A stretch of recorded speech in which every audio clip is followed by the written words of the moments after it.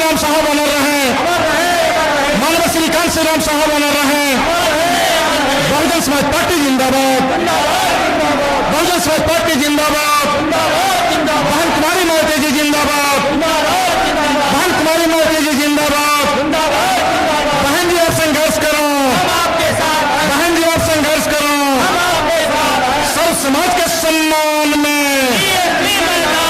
सर्व समाज के सम्मान में बहन जी आप आगे बढ़ो, बहन जी आप आगे बढ़ो।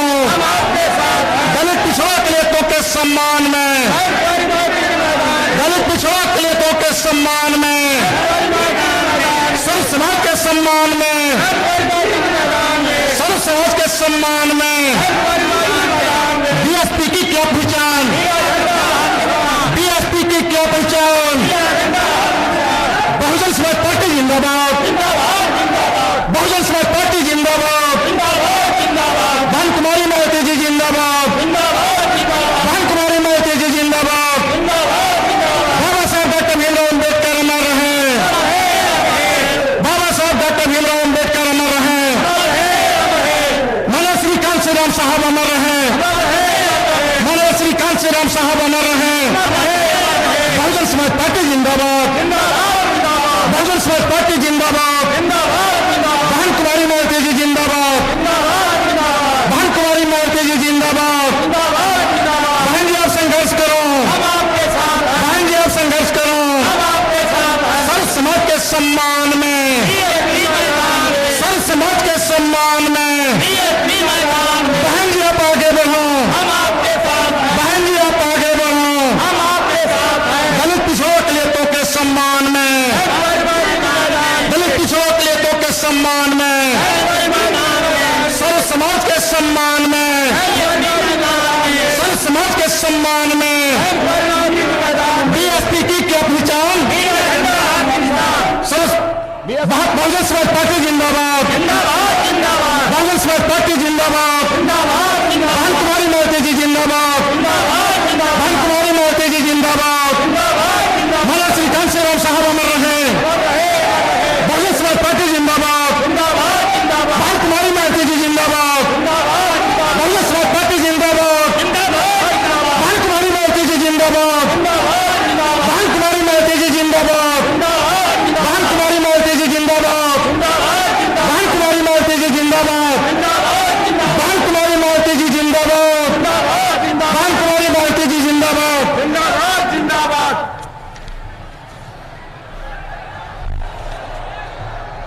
साथियों, बहुजन समाज पार्टी के तत्वाधान में मंडल बस्ती में, जनपद बस्ती में आयोजित चुनावी जनसभा के मुख्य अतिथि बहुजन समाज पार्टी की राष्ट्रीय अध्यक्ष, उत्तर प्रदेश जैसे विशाल राज्य की 4 बार मुख्यमंत्री रही, सर्व समाज के न्याय पसंद लोगों की नेता, परम आदरणीय परम सम्मानित माननीय बहन कुमारी मायावती जी हम सबके बीच में आ चुकी हैं। मैं अपनी तरफ से, मंच के साथियों की तरफ से और इस जनसभा में उपस्थित समस्त लोगों की तरफ से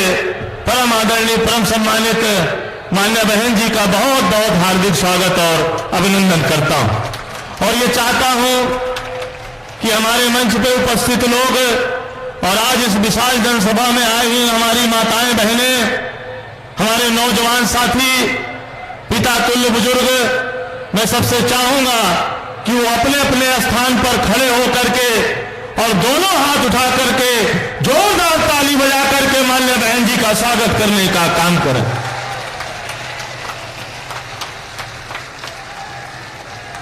मैं चाहूंगा कि हम सबके बीच में लोकसभा बस्ती के माननीय बहन जी के आशीर्वाद प्राप्त प्रत्याशी श्री लौकुश पटेल जी आए और चुनाव चिन्ह हाथी भेंट करके माननीय बहन जी का स्वागत करने का काम करें। माननीय बहन कुमारी मायावती जी जिंदाबाद, माननीय बहन कुमारी मायावती जी जिंदाबाद। दूसरे हमारे प्रत्याशी भाई नदीम जी जो डुमरियागंज के प्रत्याशी हैं, आप माननीय बहन जी को तथागत गौतम बुद्ध की प्रतिमा भेंट करके स्वागत करने का काम करें। माननीय बहन कुमारी मायावती जी जिंदाबाद, माननीय बहन कुमारी मायावती जी जिंदाबाद। लोकसभा संत कबीर नगर के प्रत्याशी भाई श्री नदीम अशरफ जी और उनके भाई मोहम्मद दानिश जी, आप माननीय बहन जी को तथागत बुद्ध की प्रतिमा भेंट करके स्वागत करने का काम करें। माननीय बहन कुमारी मायावती जी जिंदाबाद, माननीय बहन कुमारी मायावती जी जिंदाबाद, बहुजन समाज पार्टी जिंदाबाद। साथियों, मैं निवेदन करूं माननीय बहन जी को हम सबको संबोधित करने के लिए, उससे पहले मैं चाहूंगा कि आप सब दोनों हाथ उठा करके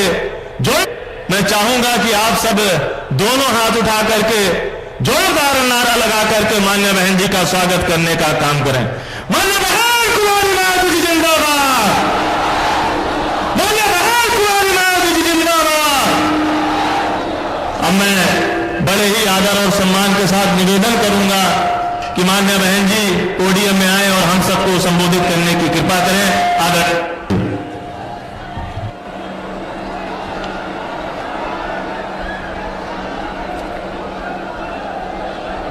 बीएसपी की इस चुनावी जनसभा में इकट्ठा हुए पार्टी के सभी छोटे बड़े पदाधिकारी एवं कार्यकर्तागण, आज आप लोग देश में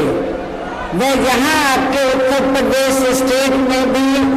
लोकसभा के लिए हो रहे आम चुनाव में अपनी पार्टी के उम्मीदवारों के समर्थन में मुझे सुनने के लिए यहाँ इकट्ठा हुए हैं, तो उसके लिए मैं आप सभी लोगों का हार्दिक दिल से आभार प्रकट करती हूँ। वैसे आप लोगों को ये विदित है कि हमारी पार्टी कांग्रेस, बीजेपी व अन्य किसी भी विरोधी पार्टी तथा गठबंधन आदि के साथ मिलकर नहीं, बल्कि अकेले ही अपनी पार्टी के बलबूते पर पूरी तैयारी व दमदारी के साथ ये चुनाव लड़ रही है। इसके साथ ही हमने टिकट बंटवारे के मामले में भी सर्व समाज के लोगों को उचित भागीदारी दी है, जिनको कामयाब बनाने के लिए अपनी पार्टी के लोग पूरे जी जान से लगे हैं। आप लोगों को ये मालूम है कि आपके बस्ती मंडल में मुस्लिम आबादी काफी ज्यादा है, तो मुस्लिम आबादी को ध्यान में रखकर हमने संत कबीर नगर जो लोकसभा की सीट है और डुमरियागंज लोकसभा की सीट से हमने मुस्लिम समाज के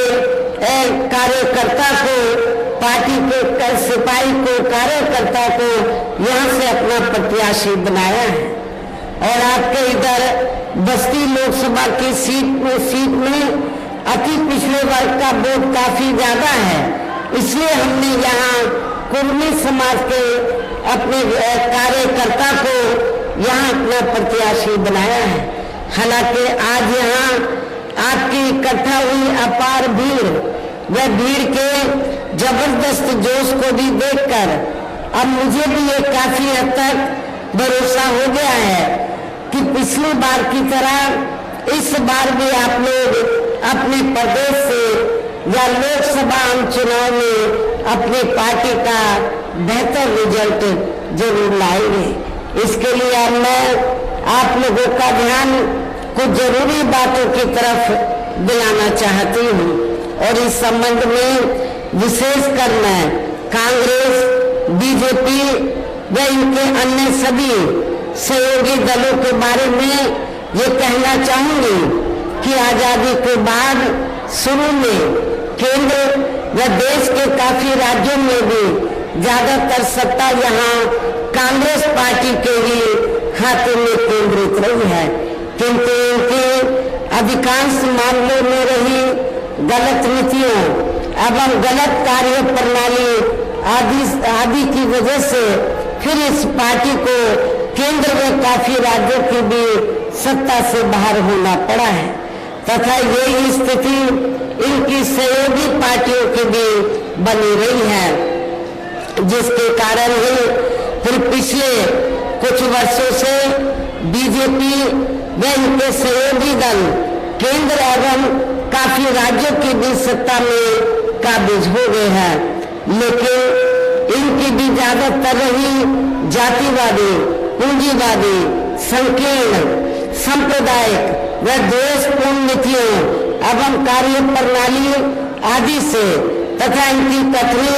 व करनी में भी काफी अंतर होने की वजह से अब ऐसा लगता है इस बार ये पार्टी भी यानी कि भारतीय जनता पार्टी भी केंद्र की सत्ता में आसानी से वापस आने वाली नहीं है, बशर्ते यदि ये चुनाव इस बार फ्री एंड फेयर होता है, पूरे तौर से फ्री एंड फेयर होता है तथा आम चर्चा के मुताबिक वोटिंग मशीनों में भी कोई गड़बड़ी आदि नहीं की जाती है और वैसे भी इस बार चुनाव में इनकी कोई भी पुरानी व नई चल रही नाटकबाजी, जुमलेबाजी व गारंटी आदि काम में आने वाली नहीं है, क्योंकि अब देश की जनता काफी हद तक इस बात को समझ चुकी है कि इनकी पार्टी ने अब तक देश के विशेषकर गरीबों, कमजोर तबकों, मध्यम वर्गीय एवं अन्य मेहनतकश लोगों को जो इन्हें अच्छे दिन दिखाने के असंख्य प्रलोभन भरे वायदे किए हैं तथा अनेकों हवाई व कागजी गारंटी आदि भी दी है, तो उनका जमीनी हकीकत में अभी तक इन्होंने लगभग 1/4 हिस्सा भी कार्य पूरा नहीं किया है, बल्कि इसके स्थान पर इनका ज्यादातर समय व ताकत भी जहां इनके अपने चहेते रहे बड़े बड़े पूंजीपतियों एवं धनना सेठों को ही ज्यादा से ज्यादा मालामाल व धनवान आदि बनाने में तथा उन्हें हर स्तर पर छूट देने में व बचाने में ही लगी रहती है, जिनके अधिकांश आर्थिक सहयोग से ही ये पार्टी व अन्य पार्टियां भी अपना संगठन चलाती हैं तथा चुनाव आदि भी लड़ाती हैं, जिसका काफी कुछ खुलासा बॉन्ड की आई रिपोर्ट से भी हो जाता है। इस संबंध में जैसे आप लोगों को ये मालूम है कि अभी कुछ दिन पहले माननीय सुप्रीम कोर्ट ने तो बॉन्ड के जरिए जिन जिन पार्टियों ने बड़े बड़े पूंजीपतियों व धनना सेठों आदि से पैसा लिया है तो उसकी रिपोर्ट का खुलासा किया है और रिपोर्ट में क्या आया कि पूरे देश में तो बीएसपी को छोड़कर कांग्रेस, बीजेपी व अन्य और विरोधी पार्टियां इन्होंने इस देश के बड़े बड़े पूंजीपतियों व धनना सेठों से बॉन्ड के जरिए तो अरबों खरबों रुपया अपनी पार्टी के संगठन को चलाने व चुनाव आदि लड़ाने के लिए लिया है, ये रिपोर्ट में आया है। लेकिन बहुजन समाज पार्टी एक ऐसी पार्टी है, रिपोर्ट से ये खुलासा हुआ कि बहुजन समाज पार्टी एक ऐसी पार्टी है जिस पार्टी ने देश के किसी भी छोटे या बड़े पूंजीपति व धनना सेठ से एक भी रुपया अपनी पार्टी के संगठन को चलाने व चुनाव आदि लड़ाने के लिए नहीं लिया है। इसलिए हमारी पार्टी बीएसपी मेंबरशिप के जरिए ही और जन्मदिन के मौके पर थोड़ा थोड़ा धन इकट्ठा करके चुनाव के दौरान भी थोड़ा थोड़ा धन इकट्ठा करके हमारी पार्टी अपने संगठन को चलाती है तथा चुनाव आदि भी लड़ाती है। इसके साथ ही अब ऐसा लगता है इसके अलावा इसके साथ ही अब ऐसा लगता है कि कांग्रेस पार्टी की तरह ही बीजेपी ने भी केंद्र की तमाम सरकारी जांच एजेंसियों का ज्यादातर राजनीतिकरण कर दिया है। आप लोगों को मालूम है जब केंद्र में कांग्रेस पावर में होती है तो वो सरकारी जांच एजेंसियों का दुरुपयोग करती है, राजनीतिकरण करती है, और जब बीजेपी पावर में आती है तो बीजेपी भी सरकारी जांच एजेंसियों का ज्यादातर दुरुपयोग करती है, राजनीतिकरण करती है। ये मैं समझती हूँ ठीक नहीं है। इसके अलावा देश के किसान वर्ग भी वर्तमान बीजेपी की सरकार में शुरू से ही अपनी विभिन्न समस्याओं को लेकर काफी ज्यादा दुखी व परेशान रहे हैं और अभी भी हैं। जबकि यूपी में 4 बार हमारी पार्टी की रही सरकार ने इनके हितों का भी हर स्तर पर विशेष ध्यान रखा है। और इतना ही नहीं, आप लोगों को ये भी मालूम है, हमारी पार्टी ने अपनी चारों हुकूमतों के दौरान तो किसानों को समय से हमने खेती करने के लिए सस्ते साधन उपलब्ध कराए हैं और उनकी फसल का भी समय से हमने उचित दाम दिया है, जो अब आपको किसी भी पार्टी की सरकार में या मिलता हुआ नजर नहीं आ रहा है। इतना ही नहीं, बल्कि केंद्र में पूर्व की रही कांग्रेसी सरकार की तरह ही वर्तमान भाजपा सरकार में भी इनकी जातिवादी, हीन, सांप्रदायिक एवं पूंजीवादी सोच व नीतियों के चलते ही पूरे देश में सर्व समाज में से खासकर गरीबों, दलितों, आदिवासियों, पिछड़े वर्गों, मुस्लिम एवं अन्य धार्मिक अल्पसंख्यक समाज के लोगों का भी पूर्ण रूप से विकास व उत्थान आदि नहीं हो सका है। और इस संदर्भ में वैसे आप लोगों को ये मालूम है कि पूरे देश में यहाँ दलितों, आदिवासियों एवं अन्य पिछड़े वर्गों का सरकारी नौकरियों में वर्षों से अधूरा पड़ा आरक्षण का कोटा भी अभी तक पूरा नहीं भरा गया है। विशेषकर एससी व एसटी वर्गों के सरकारी कर्मचारियों का पदोन्नति में आरक्षण भी अब काफी हद तक प्रभावहीन बना दिया गया है। और आप लोगों को ये मालूम है, जब समाजवादी पार्टी सत्ता में थी तो समाजवादी पार्टी ने इन वर्गों के कर्मचारियों का पदोन्नति में आरक्षण बिल्कुल ही समाप्त कर दिया था, खत्म कर दिया था। तो क्या आप लोग दलित और आदिवासी लोग, क्या आप लोग ऐसी समाजवादी पार्टी को वोट देंगे? मैं समझती हूँ कि आप लोग बिल्कुल भी ऐसी पार्टी को माफ नहीं करेंगे, वोट नहीं देंगे। साथ ही केंद्र व राज्यों में भी विरोधी पार्टियों की रही सरकारों में इन सभी वर्गों को प्राइवेट सेक्टर में आरक्षण दिए जाने की व्यवस्था किए बिना ही इनकी सरकारों के ज्यादातर सरकारी कार्य अब प्राइवेट सेक्टर के जरिए ही इनके बड़े बड़े पूंजीपतियों व धन्ना सेठों आदि को ही दिए जाने के कारण अब इनको पूरे देश में आरक्षण का बहुत कम ही लाभ मिल पा रहा है। इसी प्रकार इनका अन्य और मामलों में भी शोषण में उत्पीड़न आदि होना अभी तक भी बंद नहीं हुआ है। इसके साथ साथ मुस्लिम व अन्य धार्मिक अल्पसंख्यक समाज के लोगों की भी हालत हर स्तर पर वह काफी ज्यादा खराब व दयनीय बनी हुई है। इतना ही नहीं, बल्कि पिछले कुछ वर्षों से केंद्र व अधिकांश राज्यों में भी बीजेपी व आरएसएस की सरकारों के चलते हुए अब इनका विकास एवं उत्थान आदि होना भी काफी हद तक बलशाली हो गया है। आए दिन इन पर खासकर हिंदुत्व की आड़ में हो रही जुल्म जाति भी यह काफी ज्यादा चरम सीमा पर पहुंच चुकी है।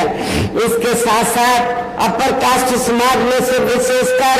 गरीब लोगों की भी हालत हमें कोई खास अच्छी नजर नहीं आती है। इनकी गलत कृषि नीतियों के कारण किसान वर्ग भी आए दिन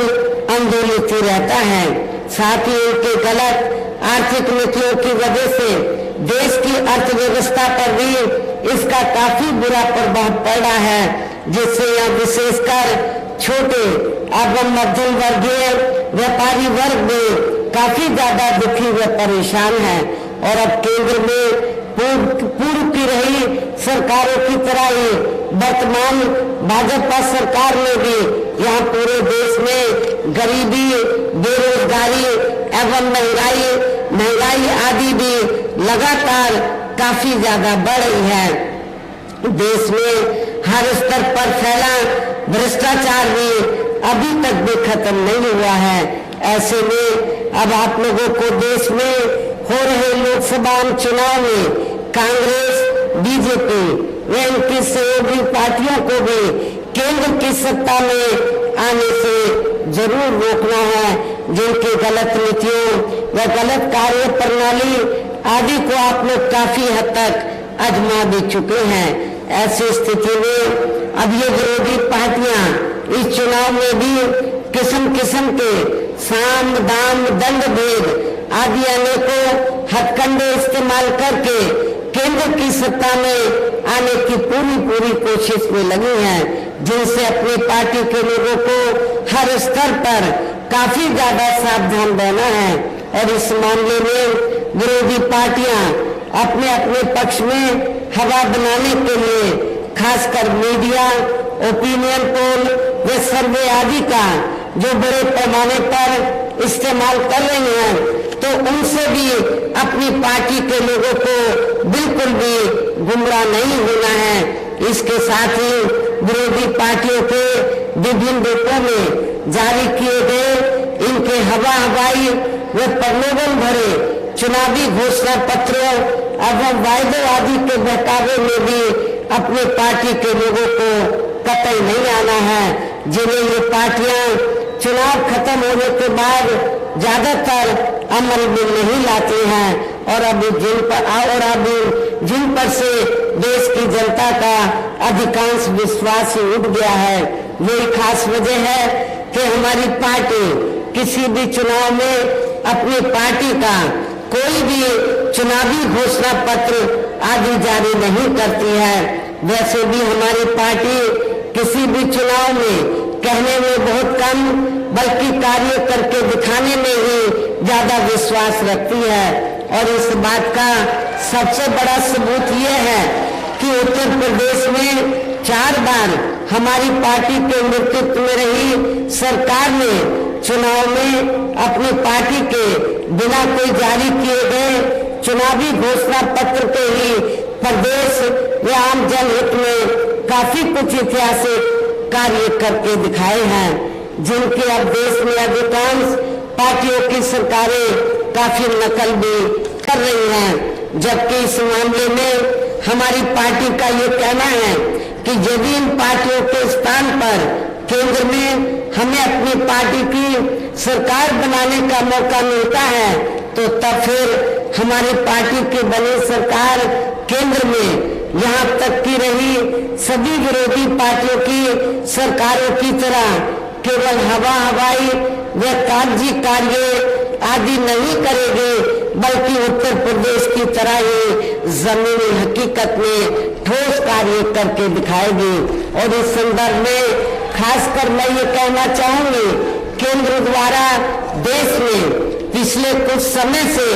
अति गरीब परिवारों को अस्थायी तौर पर फ्री में जो थोड़ी सी खाद्य सामग्री दी जा रही है, तो उससे इनका स्थायी तौर पर भला होने वाला नहीं है। लेकिन आप लोगों को ये भी मालूम है कि इसके बदले में जब कोई छोटा चुनाव हो या बड़ा चुनाव हो, तो इसके बदले में तब फिर बीजेपी व आरएसएस के लोग ये कहते हैं कि बीजेपी की सरकार ने आपको फ्री में राशन दिया है, इसलिए आपको बीजेपी को वोट देना चाहिए। ये बिल्कुल गलत है, इसमें रत्ती भर भी सच्चाई नहीं है। क्योंकि इस संदर्भ में मैं आप लोगों को ये अवगत कराना चाहती हूँ कि पूरे देश में जो गरीब लोगों को थोड़ा सा जो फ्री में राशन दिया जा रहा है, तो ये कोई बीजेपी या आरएसएस के लोग नहीं दे रहे हैं, बल्कि पूरे देश की जनता जो विभिन्न रूपों में केंद्र की सरकार को टैक्स देती है, और टैक्स के जरिए जो सरकार के पास जनता का पैसा जाता है, उस पैसे से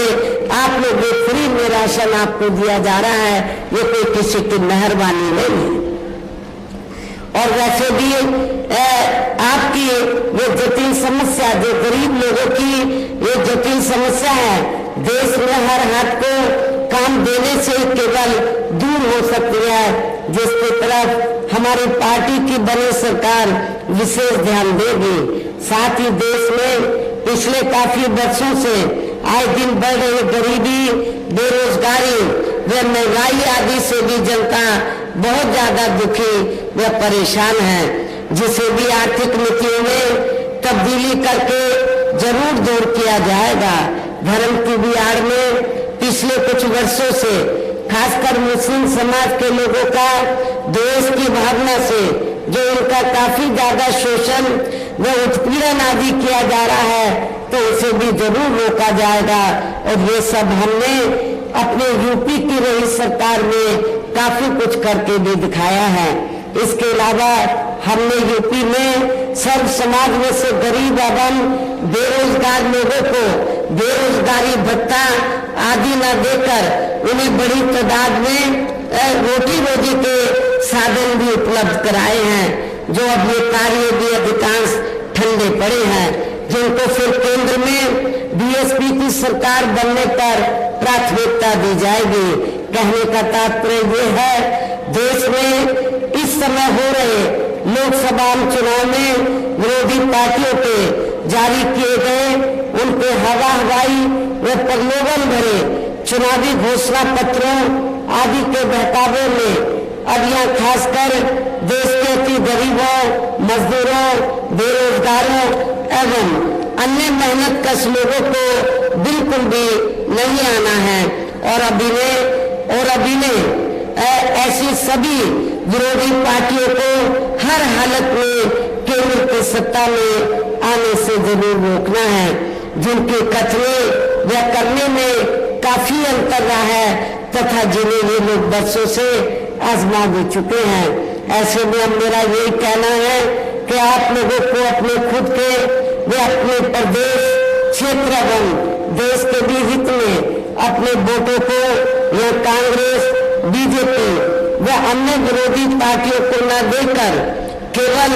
अपनी एकमात्र हितैषी पार्टी बहुजन समाज पार्टी को ही देना है, जो ये पार्टी